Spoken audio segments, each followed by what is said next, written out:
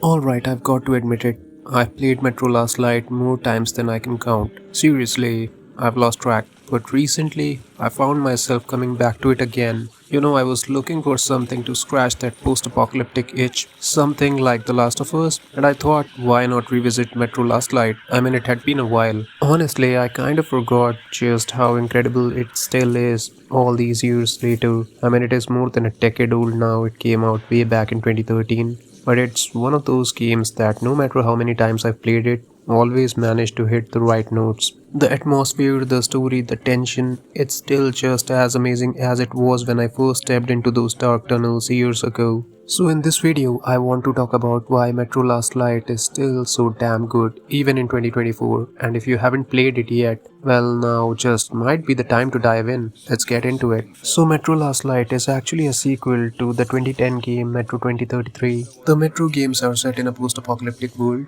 where a really nasty nuclear catastrophe destroyed most of humanity, and all those who managed to survive somehow took shelter in giant subway tunnels. Scarcity of food and supplies led to the formation of factions such as Rangers of the Order, Hansa, the Red Line, and they are all hostile to each other, and all of them have their own agendas. You play as a guy named Artyom in these games, and in the first one, Artyom was on a mission to deliver an important piece of information to the Rangers of the Order, and eventually ended up becoming a part of an operation to locate and reactivate a nuclear launch facility in order to fire nuclear weapons on a new supernatural threat that had emerged. And the sequel, Metro Last Light, basically makes you witness the consequences of your actions from the first game. I would highly recommend you to play both of these games, the first two, in sequence, starting from Metro 2033, because these games are all about the story, and it is very important actually to play the first one in order to figure out what's happening in the second one. The first game is fantastic too. It is just that the last light portion of the story is something that I love even more. And the focus of this particular video is gonna be on Metro Last Light. So one of the things that makes Metro Last Light stand out even in 2024 is the sheer level of detail put into its world building. It's one of the few games where every corner of the environment feels alive,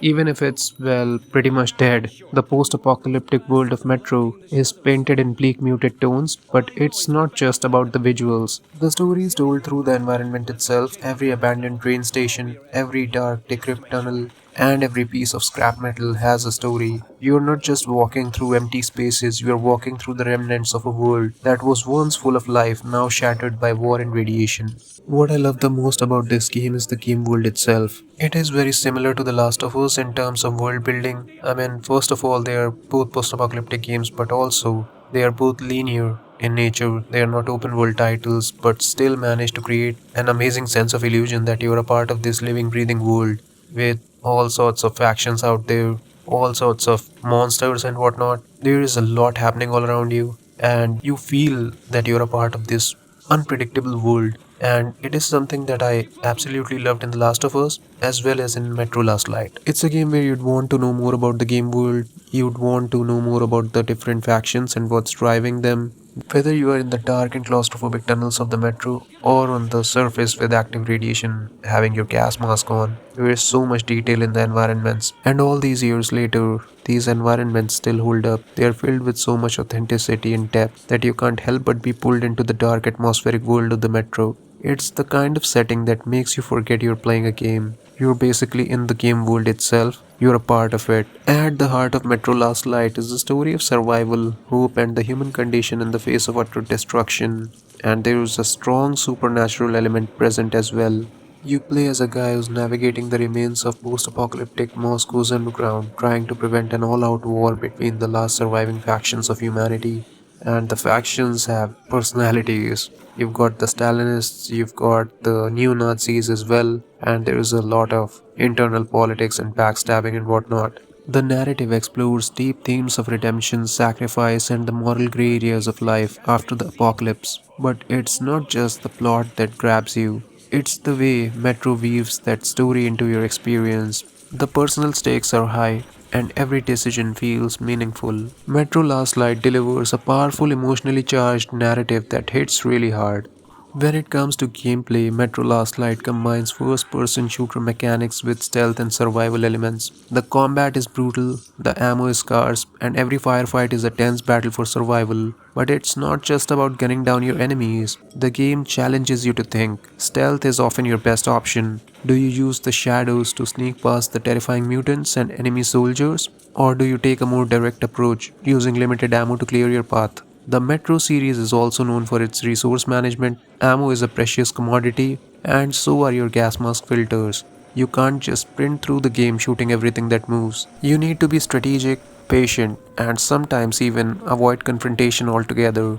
Now, if you're a fan of The Last of Us just like me, I'm sure you've noticed some striking similarities with Metro Last Light. Both games are set in a post apocalyptic world where humanity is struggling to survive, and both feature strong emotionally driven narratives. In The Last of Us, you follow Joel and Ellie through a world ravaged by a fungal outbreak with moments of tender character interaction and brutal combat. Similarly, in Metro Last Light, you experience Artyom's journey through the ruins of Moscow, facing not only dangerous creatures but also the human enemies who are just as much of a threat. Both games feature deeply immersive worlds where survival isn't just about fighting enemies, it's about preserving your humanity. In Metro, like in The Last of Us, your decisions have weight. Will you trust others? Will you compromise your morals for survival? These are the central themes in both the games. So, exactly why does Metro Last Light still hold up so well all these years later? Simply put, it's because it's a timeless masterpiece in my opinion, and kind of underrated too. The game world, the story, the gameplay, and the sound design, which I forgot to talk about, have all aged like fine wine. And when it comes to the sound design, from the groaning of distant mutants to the subtle hum of your gas mask, the sounds in Metro Last Light create an incredibly immersive experience. The music complements the atmosphere with haunting melodies that enhance the emotional tone of the game. If you haven't played the Metro games yet, this might be the perfect time to dive in. You don't really need a GPU to enjoy the first two games, and the third one is definitely more demanding, and it is a bit different too since it moved away from the underground setting. I highly recommend this entire series to anybody looking for something similar to The Last of Us, but the first two games in particular are just fantastic, and Last Light is my personal favorite. While The Last of Us is definitely the gold standard for post apocalyptic storytelling, Metro Last Light stands as a close contender too, offering a gritty, more personal narrative and a world that's just as captivating. The story is really nice, the characters are amazing, the gameplay is grounded, nothing flashy, and the game world believable. And that is pretty much all we want from a game like this, isn't it? Do leave a like if you enjoyed the video. Thank you very much for watching. Peace out.